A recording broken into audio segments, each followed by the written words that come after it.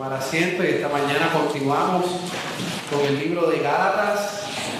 Ya vamos terminando casi Gálatas. Vamos al capítulo 5, versos del 16 al 18. Gálatas capítulo 5, versos del 16 al 18.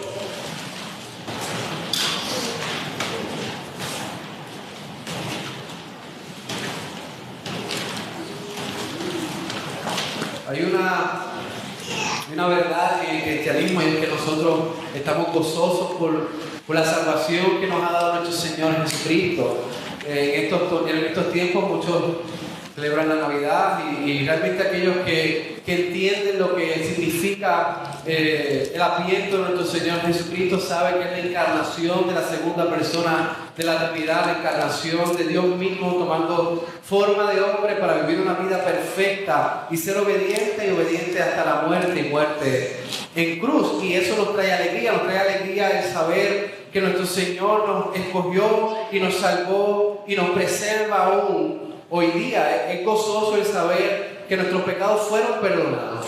Es un gozo el saber que somos hijos de Dios. Es un gozo el tener presente en nuestra mente que en el futuro vamos a vivir eternamente junto a nuestro Señor Jesucristo por toda la eternidad. El cristianismo es gozo. El cristianismo es alegría. Pero nadie puede decir que el cristianismo es una vida fácil. Hay gozo, pero no es fácil. Y muchos quizás pintarán que el cristianismo es donde se te van todos los problemas, donde todo es color de rosa y todos los días el sol sale brillante y no hay ningún tipo de necesidad o un tipo de motivo para estar en problemas o en conflicto o luchar con X o Y cosa. La vida cristiana es difícil. El caminar cristiano es difícil. Yo creo que John Bunyan lo presenta bastante claro en su libro Progreso del Peregrino, donde cristiano pasa diferentes retos en su caminar cristiano. Pero hay algo que hace que nuestro caminar sea difícil. Hay algo el cual no nos deja tranquilos, sino que no estamos en completa paz con eso que aún queda en nosotros. Y lo que hace el caminar cristiano difícil en nuestras vidas es que estamos luchando con el pecado del mundo. Es que alrededor de nosotros aún queda miseria y pecado. Pero mayormente a los pecados del mundo estamos luchando con nuestros propios remanentes de pecado, es decir, el pecado que todavía queda en cada uno de nosotros. Nosotros no estamos tranquilos, no estamos felices, no estamos en paz con el remanente, con el residuo, con la corrupción que aún queda en nuestros miembros. Y eso hace que el caminar cristiano sea difícil. Y es de esa manera. Si usted se considera cristiano y usted dice, yo no tengo ningún tipo de dificultad en mi vida, yo camino completamente alegre, en paz, sin ningún tipo de lucha en mi vida, pues déjeme decirle entonces que usted debe de cuestionar su fe. Porque ninguno que está en Cristo Jesús puede vivir en paz con el pecado que aún queda en sus miembros. Esto es una lucha, esto es una guerra interminable hasta que Cristo regrese, la que nosotros tenemos como creyentes. Si usted se da cuenta, los momentos más difíciles en su vida, las discusiones más calurosas en su vida, cuando usted está solo, quizá aquello que lo lleva a depresión o lo lleva a tristeza en su vida, la mayor parte de las veces es su propio pecado. Son sus propias transgresiones, sus propios deseos, sus propios pensamientos, sus propias acciones, es la que los lleva quizás a una tristeza, porque estamos en lucha con nuestro pecado. Hermanos, en esta mañana vamos a ver cómo Pablo nos presenta que existe una guerra entre el espíritu y nuestra carne, pero la esperanza que tenemos es que la carne no predomina, la carne no tiene victoria, sino que el espíritu en todo momento nos lleva a hacer lo que no queremos, que es la voluntad de Dios. Así que nos ponemos de pie y leemos Gálatas capítulo 5, versos del 16 al 18. Y dice así la palabra de nuestro Dios. Digo pues, andad en el Espíritu y no satisfagáis los deseos de la carne. Porque el deseo de la carne es contra el Espíritu y el del Espíritu es contra la carne. Y estos se oponen entre sí para que no hagáis lo que quisierais. Pero si sois guiados por el Espíritu, no estáis bajo la ley. Pueden tomar asiento. En estos versos veremos que el creyente vive una constante guerra con el pecado que aún queda en nosotros. En estos versos vamos a ver que el creyente vive una constante guerra con el pecado que aún queda en nosotros. Y he dividido este mensaje en 3 puntos. Cada verso tiene su propio punto. Verso 16, caminar en el Espíritu. Caminar por el Espíritu y no complacerás la carne. Ese es el primer punto. Caminar por el Espíritu no complacerá la carne. Eso es lo correcto. Caminar por el Espíritu no complacerá la carne. El segundo punto. Caminar por el Espíritu es estar en guerra contra la carne. Caminar por el Espíritu es estar en guerra contra la carne. Es el verso 17.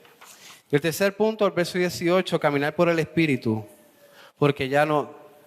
Caminar por el Espíritu, porque ya no estamos en condenación. Caminar por el Espíritu,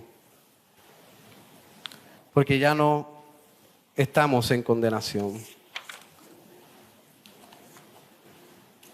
Así que vamos al primer punto, caminar por el Espíritu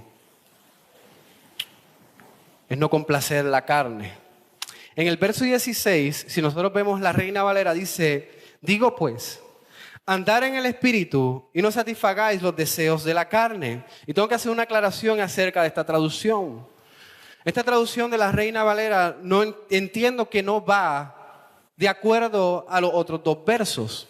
Y si usted tiene algún tipo de Biblia en inglés, quizá ESV o algún tipo, otra traducción en español como la nueva Biblia de las Américas, quizás se podrá dar cuenta que la traducción no es exactamente como la Reina Valera.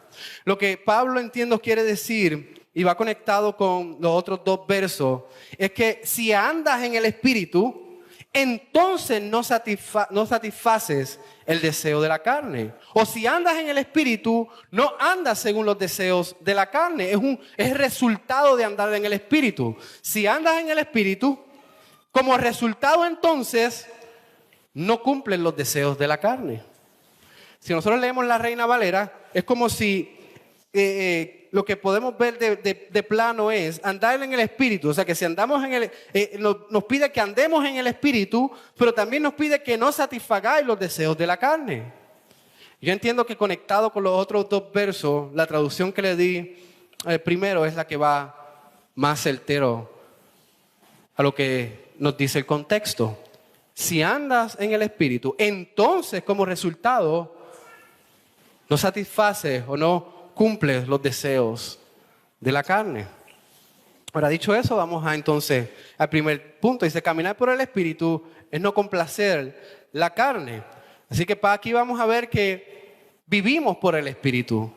Aquí vivimos por el Espíritu. Pablo dice, andad en el Espíritu. Pablo se refiere al caminar, a la vida cristiana, a la vida del creyente. Es un caminar, es un andar, es un largo camino el cual nosotros tenemos delante de nosotros. Y muchos de ustedes han caminado mucho hasta el día de hoy. O sea que la vida cristiana es un caminar, es un andar, es un peregrinaje por este mundo, sirviendo a nuestro Señor Jesucristo, disfrutando de la salvación recibida por gracia. Así que Pablo dice, si andas en el Espíritu, andar en el Espíritu, entonces no satisfaces los deseos de la carne. Y en el Espíritu está toda aquella persona que realmente y genuinamente ha creído en el Señor Jesucristo como su Salvador. El Espíritu mora dentro de cada creyente, el Espíritu mora dentro de cada hijo de Dios, de cada persona que genuinamente ha profesado que Cristo es su Rey y su Salvador. No hay ninguna duda en eso. Todo genuino creyente tiene el Espíritu Santo. y anda con el Espíritu Santo. El Espíritu Santo lo guía, lo lleva, lo santifica y le recuerda todo lo que la Biblia nos enseña. Hermanos, aquí Pablo vuelve a mencionar el Antiguo Testamento. Pablo vuelve a decirnos que en esto se cumple la promesa del nuevo pacto.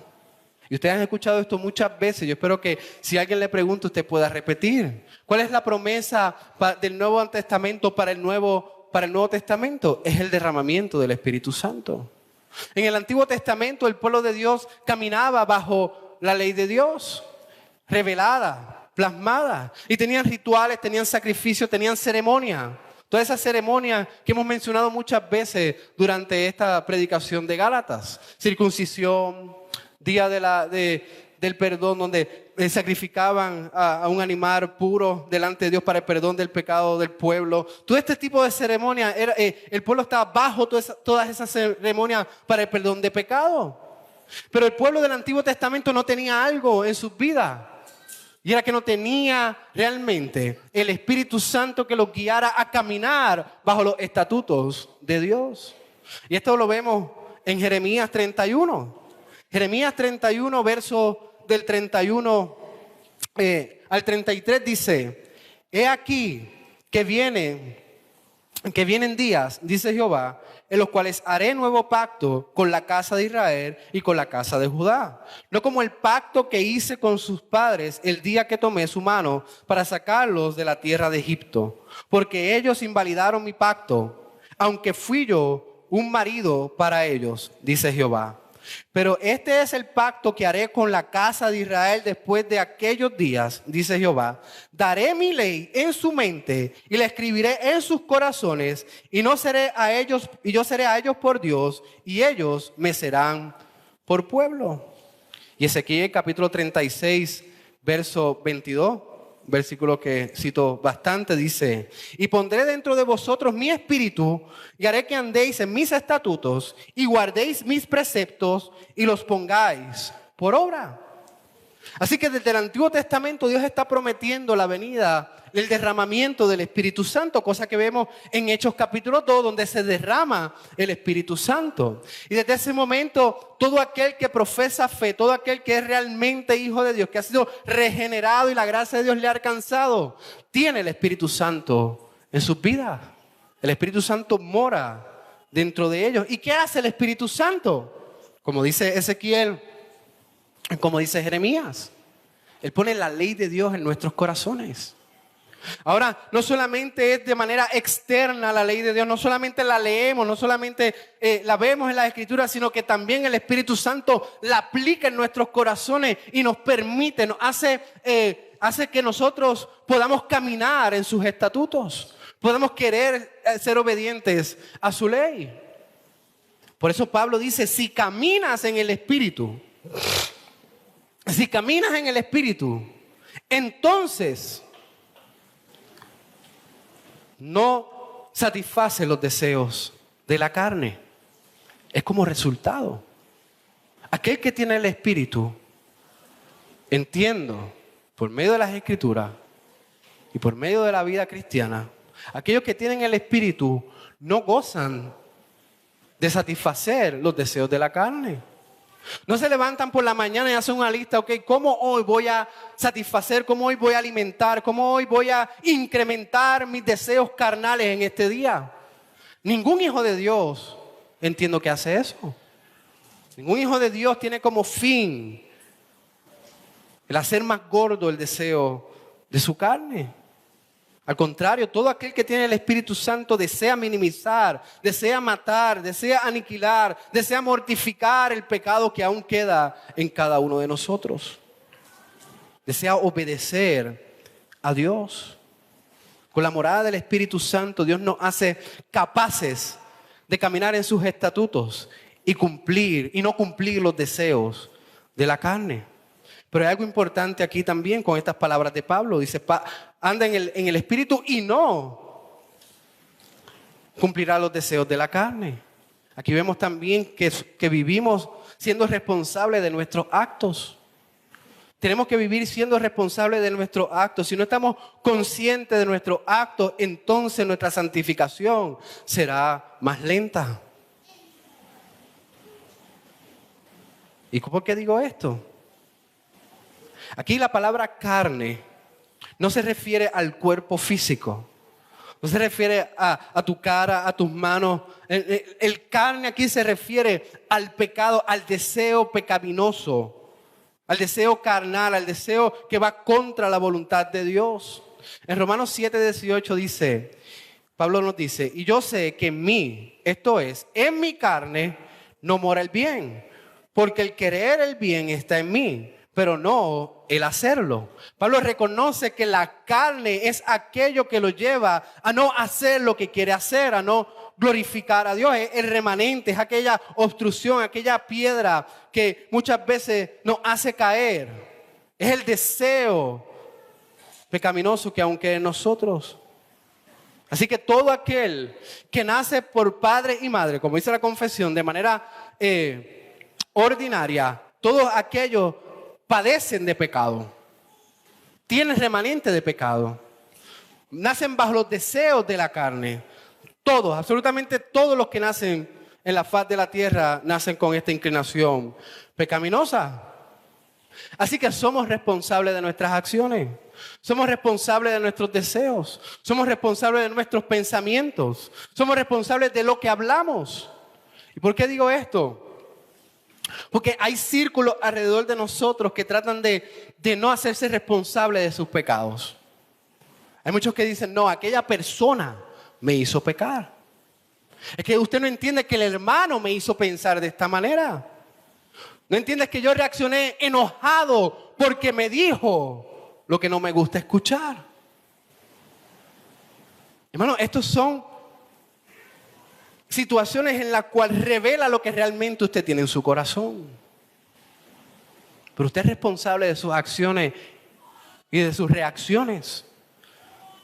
Pero también hay otro tipo de grupo alrededor de nosotros que dicen, no, es que fue el espíritu de mentira. No, fue el espíritu del adulterio. Fue el espíritu de desear las cosas de mi prójimo. ¿O fue Satanás el que me llevó a eso? Hermano, hay suficientemente remanente de pecado en usted para que usted peque todos los días sin que nadie le diga absolutamente nada. No fue Satanás. No fue el espíritu de mentira. No fueron los demonios. Es usted que Satanás zarandea y quizás pone tropiezo delante de nosotros y constantemente junto a sus demonios nos atacan. Sí, eso es real. Pero usted es responsable de haber mentido. Usted es responsable de haber robado. Usted es responsable de haber adulterado. Usted es responsable de eso. Porque es el remanente que aún queda en nuestros miembros. Pero ¿saben qué? Cuando Pablo dice que si estamos en el Espíritu, no satisfacemos los deseos de la carne, es porque Pablo también afirma que el pecado no tiene dominio sobre nosotros. Que el pecado no tiene dominio sobre nosotros.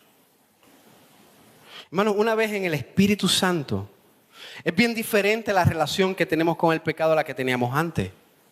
En estos momentos la relación con el pecado es una relación de enemistad. Antes de Cristo la relación con el pecado era una relación de amistad y de gozo con el pecado. En estos momentos en el Espíritu, como nueva criatura, como nuevas personas, Pablo reconoce y debemos nosotros reconocer que el pecado no tiene dominio sobre nosotros. Por eso es que dice que andamos en el Espíritu, y si andamos en el Espíritu no satisfacemos los deseos de la carne. Ahora nosotros dependemos del Espíritu Santo, dependemos de que Él nos dirija, dependemos de los resultados de Él en nuestras vidas.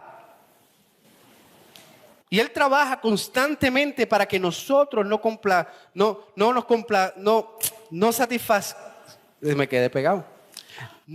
alimentemos el deseo de la carne. Eso es lo que el Espíritu Santo hace, no alimentar el deseo de la carne. Y usted dirá, pastor, pero usted está diciendo que aún queda remanente pecado en mí, que aún yo lucho con pecado. ¿Cómo es que entonces el pecado no me domina? Hermanos, porque aún esta lucha que usted presenta hoy es evidencia de que el Espíritu Santo mora dentro de usted. La insatisfacción, la guerra, el no querer pecar es parte de la evidencia de que el Espíritu Santo obra dentro de usted. Si el pecado dominara en usted, entonces el pecado libremente correría por su mente y libremente usted cometería ese pecado sin ningún tipo de restricción, sin ningún tipo de sentirse mal, sino que el pecado simplemente pasa por su vida y usted como si nada está feliz con él. No. El estar en el Espíritu es no satisfacer los deseos de la carne. Usted cree que usted hace lo que usted quiere hacer, pero déjeme decir, la palabra dice, usted no hace lo que usted quiere hacer. Usted puede caer en tantas tentaciones, pero al final del día usted no hace todo lo que su mente aún pecaminosa desea hacer, porque usted tiene una nueva criatura. Usted tiene unos nuevos deseos, usted tiene unos nuevos impulsos, usted quiere complacer a Dios. Ahora usted preguntará, ¿y cómo andamos en el Espíritu? ¿Cómo es que andamos en el Espíritu? Primero tenemos que reconocer que nuestra santificación es un trabajo total del Espíritu Santo. De que si usted resiste las tentaciones, es gloria a Dios. De que usted no cae en el pecado, es gloria a Dios. Es porque Dios le ha permitido no caer en ese pecado, el Espíritu Santo obrando en nuestras vidas. Pero ¿de qué manera también vivimos en el Espíritu, hermano? La palabra de Dios y el Espíritu Santo trabajan en unidad. ¿Usted quiere caminar por el Espíritu? No necesita ir a un retiro en las montañas a la medianoche. ¿Usted quiere caminar en el Espíritu? Usted no necesita que alguien le imponga las manos para que el Espíritu se avive en su vida. ¿Usted quiere caminar en el Espíritu? Lea la palabra de Dios. Estudie la palabra de Dios. Medite en la palabra de Dios. Aplique la palabra de Dios en su vida. Camine en el Espíritu de esa manera. Y el Espíritu obrará y trabajará y se manifestará en su corazón. Y déjeme decirle, la manifestación del Espíritu Santo no es, como lo hemos visto antes, los dones extraordinarios. No es hablar en lengua. No es sanidad. No es profecía.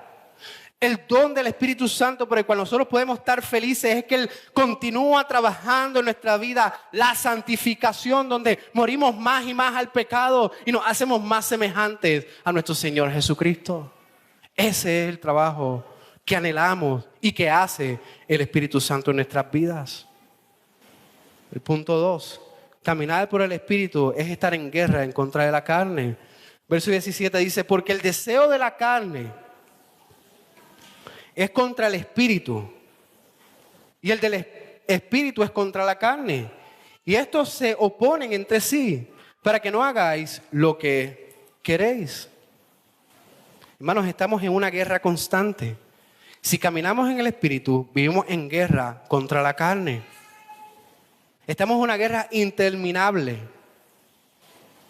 Estamos en una guerra todos los días. Y gloria a Dios por la guerra. Gloria a Dios por la guerra. Nos cansa, sí, nos agota, sí. Por eso es que anhelamos, por eso es que tenemos hambre de que Cristo regrese por segunda vez. Para no luchar más con el pecado, para no luchar más contra el remanente que queda de corrupción en nuestras vidas. Pero estamos en guerra y hermanos, mientras exista la guerra, usted puede darle gloria a Dios porque eso es evidencia de que el Espíritu Santo mora en usted. Porque no hay ninguna amistad con el pecado. El padre del puritanismo, William Perkins, en su comentario a los Gálatas nos da 5 pasos en cómo un creyente puede evaluar si realmente es creyente y cómo es que el pecado se infiltra en nuestras vidas. Yo creo que estos 5 pasos nos van a ayudar a entender y comprender cómo es que en ocasiones caemos ante la guerra, cómo es que en ocasiones caemos ante el pecado y las tentaciones. William Perkins primero nos dice, el pecado aparece en nuestra mente, ese es el primer paso. El pecado aparece en nuestra mente. ¿De qué manera? Hay diferentes medios. Quizás viendo televisión, quizás alguna amistad, quizás pensando demasiado, quizás estando solo demasiado. Hay diferentes maneras en que el pecado se aparece en nuestra mente. Quizás sean problemas. Diferentes maneras en las que el pecado aparece en nuestra mente. Así que ese es el primer paso. El segundo paso, cuando ese pecado aparece en nuestra mente, entonces ese pecado nos agrada. Ese pensamiento en cierta manera nos agrada. Ese pensamiento parece prometedor, parece prometer felicidad, parece prometer seguridad. Ese pecado en nuestra mente comienza como que poco a poco a abrazar la idea de ese pecado. Ahora, déjenme hacer un paréntesis en estos momentos. Estos primeros dos pasos, quizás para el creyente aparezcan sin ningún tipo de restricción. Simplemente tenemos en nuestra mente, poco a poco lo abrazamos y no hay ningún tipo de restricción. Sabemos sí que está mal, sabemos que no debe de pensarlo, pero aparecen ahí sin ningún tipo de restricción. Ahora, el tercer paso es el cual nosotros podemos evaluar si realmente somos creyentes o no, si realmente amamos a Dios o no. Y déjeme decirle algo, muchas veces caemos en esto, pero debe aparecer este dato cuando este tercer paso aparece. El tercer paso es consentimiento al pensamiento. Entonces estamos de acuerdo con el pensamiento. Hermano, y en este momento en donde el creyente se levanta las banderas y se levanta la alarma y dice, no, debo de resistirme a este pensamiento, debo de resistirme a este deseo, debo de aguantarlo, no debo de cometer este pecado. Cuando entonces usted cree que está en consentimiento con ese pensamiento, la alarma cristiana, la alarma del Espíritu Santo aparece y dice, para, no lo hagas. Y es cuando entonces aparece el cuarto paso. Es cuando llegamos al acto de cometer ese pecado. Llegamos al acto de cometer ese pecado. Está el consentimiento y luego está el acto. Ahora, también aquí podemos saber si tenemos el Espíritu Santo. Si algún creyente consiente al pecado y aprueba el pensamiento de pecaminosidad y cae ante el pecado, aún existe resistencia. ¿Por qué? Porque el creyente no simplemente se siente a gusto y feliz. Ahí es cuando entra la culpabilidad y la tristeza en la vida del creyente. Es que sabemos que tenemos el Espíritu Santo. Hermano, el caminar cristiano no lo tomen a mal, y no entiendan lo que es incorrecto. El caminar con el Espíritu Santo, el caminar en santidad, el caminar con Dios, no es vivir perfectamente aquí en la tierra, porque como dije antes, queda remanente de pecado en nuestras vidas.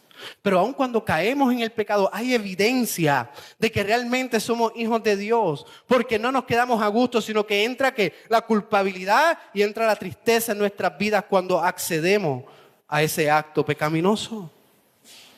Y el quinto paso es que el verdadero creyente nunca perseverará en el pecado. Nunca perseverará en el pecado. Y usted dirá, pastor, yo llevo luchando con el mismo pecado 20 años. Yo llevo luchando con el mismo pecado 30 años. Hermanos, pero usted nunca se sentirá a gusto con el pecado. Usted nunca se sentirá feliz con el pecado. Usted nunca hablará de ese pecado como si fuera algo aceptado para su vida.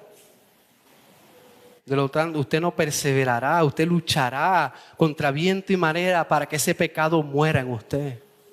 Es evidencia de que usted realmente es creyente. Y hermano, déjeme darle una esperanza. Usted no va a perseverar en ese pecado porque en algún momento vendrá Cristo y usted no tendrá que luchar más con Él. En algún momento vendrá nuestro Salvador y no hay que luchar más con Él. Ahora, también debajo de este segundo punto, si caminamos en el Espíritu, no hacemos lo que deseamos. Si caminamos en el Espíritu, no hacemos lo que deseamos. El verso 17 al final dice, y esto es, se oponen entre sí para que no hagáis lo que queráis. Hermano, y cuando Pablo dice esto, nos está diciendo, ustedes no están solos. Ustedes no están solos. Por diferentes razones, si aparece el pecado, por diferentes razones hay deseos en nuestra vida que van contrarias a la voluntad de Dios. Hay muchas veces que queremos hacer lo que la carne nos pide hacer. Y hermanos, sean sinceros con usted mismo. Si usted está aquí sentado, si usted respira, si usted camina, usted aún no ha sido glorificado. Así que no puede decir que usted no tiene pecado, que usted no tiene lucha, que usted no tiene tentaciones. Eso sería mentira. Aún hay pensamientos y deseos dentro de nosotros como creyentes que van contrario a la palabra de Dios. Y usted lo sabe. Usted lo sabe porque tiene el Espíritu Santo. Pero ¿sabe qué hace el Espíritu? El Espíritu no nos deja. Por eso es que no estamos solos en este caminar. Tenemos el Espíritu Santo y el Espíritu Santo no nos deja, como dice el verso final, que hagamos lo que queremos. No nos deja hacer lo que queremos. Usted pensará, pero es que yo hago lo que yo quiero. No. No. Hay muchas cosas, hay muchos deseos, hay muchos pensamientos que usted no se da cuenta que el Espíritu Santo nos aguanta y no lo hacemos. Porque el Espíritu Santo no deja que nosotros vivamos según la carne. El Espíritu Santo no deja que nosotros libremente y deliberadamente alimentemos el deseo de la carne. Él nos aguanta, nos restringe, Él nos protege, Él nos guía en santidad, no dejándonos hacer lo que queremos hacer, hablando según la carne. Él nos ayuda a resistirnos y Él nos ayuda a mantenernos firmes en santidad. Hermanos, dentro de todo esto que dice Pablo, aquí vemos en cierta manera que hay una lucha con el pecado, pero también hay una manera en la que vivimos como cristianos y es luchando con el pecado, es resistiendo el pecado. Hace como un año quizás, estaba escuchando a mi profesor Ryan McGraw y él da 3 pasos, mejor dicho 4 pasos para vivir una vida cristiana. Y déjeme decirle esto antes de darle estos 4 puntos. Nosotros debemos vivir en santidad. Nosotros debemos de trabajar nuestra salvación con temor y temblor, como dice Pablo. Él dice trabajar nuestra santidad. Pero no entiendan mal lo que Pablo dice. Trabajar la santidad no quiere decir que trabajamos la salvación. El deseo y quizás los métodos que pongamos en nuestra vida para vivir una vida cristiana, esos no son métodos para ser salvos. Nuestra salvación depende plenamente del trabajo del Señor Jesucristo en la cruz del Calvario. Nosotros somos salvos por Cristo, por su trabajo. Pero estos métodos que nosotros ponemos en nuestras vidas para vivir una vida en santidad, en ellos no se encuentra el descanso para nuestra salvación. En ellos no se encuentra los requerimientos para nuestra salvación. Solamente se encuentra en nuestro Señor Jesucristo. Pero es bueno que nosotros tengamos el deseo. El Espíritu Santo pone el deseo de vivir más conforme a la gloria y a la imagen de nuestro Señor Jesucristo. Y Ryan McGraw nos da 4 pasos para nosotros vivir una vida cristiana. Él dice primero que buscar. ¿Y qué es buscar? Buscar donde está nuestro pecado. Buscar en donde están nuestros deseos. Buscar en donde están nuestras tentaciones. Es buscar. Es identificar ese pecado por el cual usted está luchando por mucho tiempo. O el pecado que ha salido nuevo. Es identificarlo, es buscar. Segundo es matar ese pecado. Es matar a ese pecado. Es orarle a Dios. Es buscar la palabra de Dios. Es aniquilar, asfixiar ese pecado. ¿De qué manera? No alimentando los deseos de la carne. Todo aquello que lo lleva a usted a anhelar ese pecado lo tiene que sacar de su vida. Todo aquello que lo lleva a pensar en ese pecado, tiene que sacarlo y ir hacia otro rumbo. Todo lugar que quizás le haga recordar ese pecado, no lo frecuente más. Y escúcheme esto, y esto es bien difícil. Toda relación que lo lleve a pensar en ese pecado, usted debe cortar esa relación. No estoy diciendo que se tienen que divorciar, eso no lo apoya la Biblia. Usted trabaja su matrimonio, usted trabaja su vida con su esposa hasta el fin del mundo, con su esposa hasta que Cristo venga o hasta que usted muera. No tomen mal lo que le acabo de decir. Pero relaciones de las cuales usted, simplemente amistades, compañeros, todo ese tipo de amistades que usted los lleva a pensar en ese pecado, no lo frecuente. No lo frecuente. Tercero, reemplazar. Usted busca, usted mata, usted reemplaza. ¿De qué manera usted reemplaza? En el momento que usted es tentado, reemplácelo con otra cosa. Identifiquen dónde usted peca y reemplácelo con otra cosa. Quizás en lugar de hacer lo que hacía, lea la Biblia. En lugar de hacer lo que usted hacía, haga algún tipo de acción física. En lugar de hacer lo que usted hacía, frecuente a algún hermano de la iglesia o llámelo y hable con él. Reemplace ese hábito malo, no bíblico que había en su vida. Y cuarto, repita, busque, mate, reemplace. Y aquí está la guerra. Aquí está la guerra. Esto tenemos que hacerlo hasta que Cristo regrese. En guerra, buscar, matar, reemplazar. Una vez buscamos, matamos, reemplazamos, repetimos con otro pecado. Repetimos constantemente porque estamos en guerra. Y nuestro último punto, caminar por el Espíritu porque ya no estamos en condenación. Pablo dice, porque si sois guiados por el Espíritu, no estáis bajo la ley. Aquí Pablo está diciendo, si ya estás en Cristo Jesús, si ya fuiste perdonado de tus pecados, ya no estás bajo la condenación de la ley. No quiere decir que la ley no sirve en nuestras vidas. Está diciendo que ya no estamos bajo la condenación de la ley. Romanos 8:1 dice, ahora pues, ninguna condenación hay para los que están en Cristo Jesús. Los que no andan conforme a la carne, sino conforme al Espíritu. Hermanos, ya no estamos condenados. Si usted está en el Espíritu, si usted está en Cristo Jesús, ya usted no está condenado porque Cristo mató, Cristo adquirió la victoria por nosotros en la cruz del Calvario. Ya nuestros pecados fueron pagados, ya nuestros pecados fueron perdonados, ya nuestros pecados fueron olvidados y ya la condenación de la ley no está sobre nosotros. Por eso Cristo fue a la cruz del Calvario. Y cuando nuestros pecados son aniquilados en la cruz del Calvario, cuando los pecados son perdonados por la cruz del Calvario, entonces somos aceptados por gracia delante de Dios. Hermanos, nosotros confiamos en el trabajo pleno de Cristo para nuestras vidas. Confiamos que la perfección, el amor, la justicia de Cristo nos cubre a nosotros. Y que nosotros debemos descansar en ese perdón, en esa salvación, que no hay nada en nuestros miembros, no hay nada en nosotros que podamos hacer para ser salvos, sino que Cristo hizo todo para nuestra redención. Cristo hizo todo para nuestra salvación. Y ya no somos condenados. Pero déjeme hacerle un llamado a aquellos que no son creyentes, quizás que estén entre nosotros. Si usted vive una vida en paz con el pecado, entonces usted está en condenación. Aquí dice que los que están en Cristo no están en condenación. Los que están fuera de Cristo están en condenación.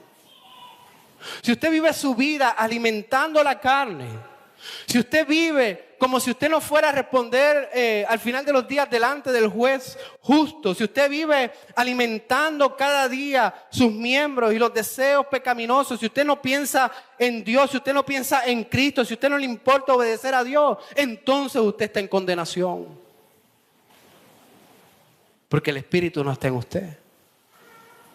Si el pecado no le mortifica, si el pecado no le molesta, usted está en condenación. Venga a los pies de Cristo. ¿Qué le impide? Venga a los pies de Cristo y reciba el perdón de pecado. Dios ofrece a su Hijo como el único Salvador. Dios ofrece a su Hijo como el único Redentor. Y la palabra dice que todo aquel que viene a Él, Él no lo rechaza, sino que lo recibe.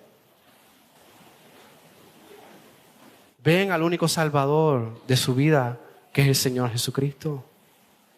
Hermanos, ya hemos visto que caminar en el Espíritu es no complacer la carne. Si camina en el Espíritu, usted no complace la carne.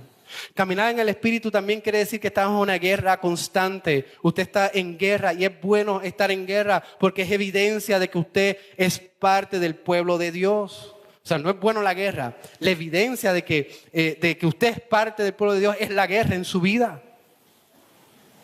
Y tercero, el caminar en el Espíritu es no estar en condenación. Cristo pagó todas nuestras deudas. Cristo pagó todos nuestros pecados. Hermanos, siempre vamos a vivir en guerra. Siempre vamos a vivir en guerra mientras el pecado aún quede en nosotros. Siempre vamos a vivir en guerra. Pero déjeme decirle algo para terminar. Trabaje su salvación con temor y temblor. Es decir, trabaje su santidad. Si usted es creyente, el Espíritu Santo lo va a llevar a vivir más semejante a Cristo. Si el Espíritu Santo mora en usted, el Espíritu Santo lo lleva a tener una sed insaciable de obedecer y de conocer más la palabra de Dios. Trabaje, esfuércese en su santificación. ¿Y qué cosas nos ha dado Dios? Los medios de gracia. Los medios de gracia nos los ha dado Dios para que nuestra fe se fortalezca y nuestra relación con Él se fortalezca. Oración, sacramento y predicación. Hermano, la iglesia es parte de su santificación. La palabra no habla de institución de la iglesia como si fuera algo opcional para el creyente. No, la Biblia habla de la iglesia porque es esencial, es vital, es necesaria en la vida del creyente. Por medio de la iglesia nuestra fe es fortalecida porque el Espíritu Santo obra por medio de los medios de gracia y fortalece su fe, fortalece su relación con Dios.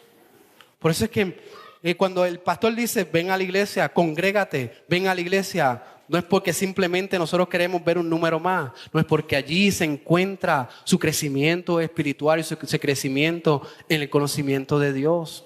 Hermano, cuando usted habla con una persona que aparentaba ser creyente y no va a la iglesia, usted sabe el estado de su vida. Usted sabe el estado de su espiritualidad. Está en pobreza.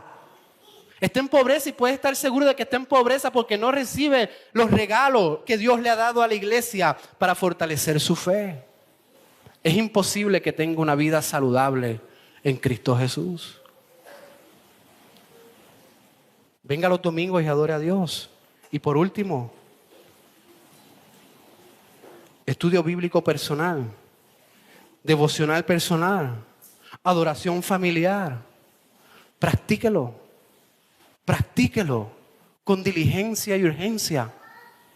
Y el Espíritu Santo realmente orará por medio de ellos y fortalecerá su fe y los ayudará a aniquilar cada vez más y más el pecado que aún queda en nosotros.